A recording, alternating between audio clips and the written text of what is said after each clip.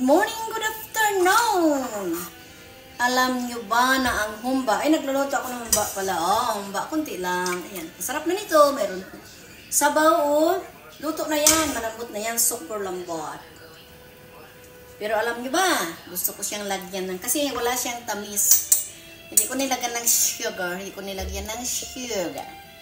Ang ilalagay ko dyan, instead of sugar, ay saging.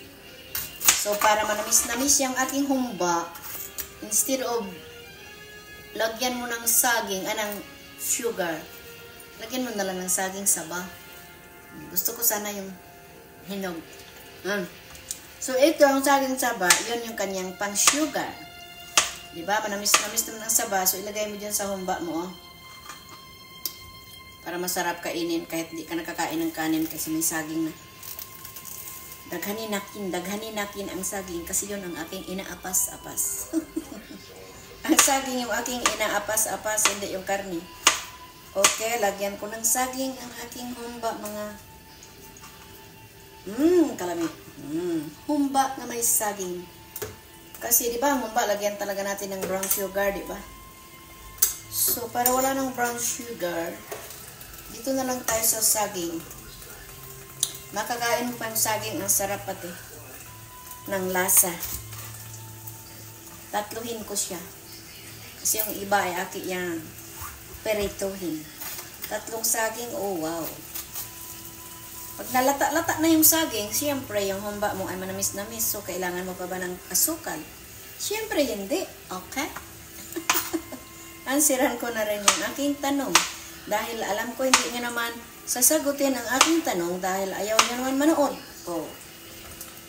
Bahala kayo dyan. Manood kayo doon sa nagburles at naghubad-hubad at nagpalabas ng mga cleavage. Yun ang gusto nyo eh. Yun ang inyong mga ampay. Ampay nyo. Ang daming pants basta maghubad ka.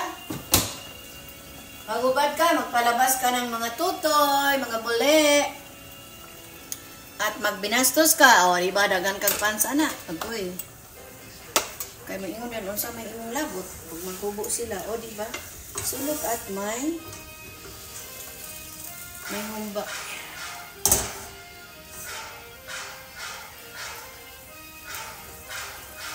Hi, nako, may humba with saging. Hold on, I have somebody here.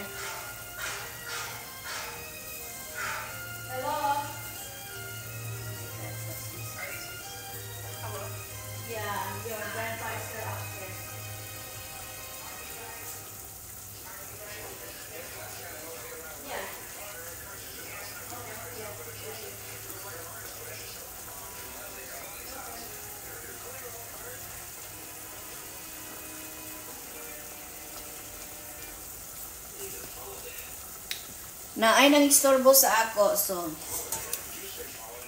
kundangan sa nako si humba nako. My humba is there. Sarap nito. Yan lang yan. Hi! Look at my humba.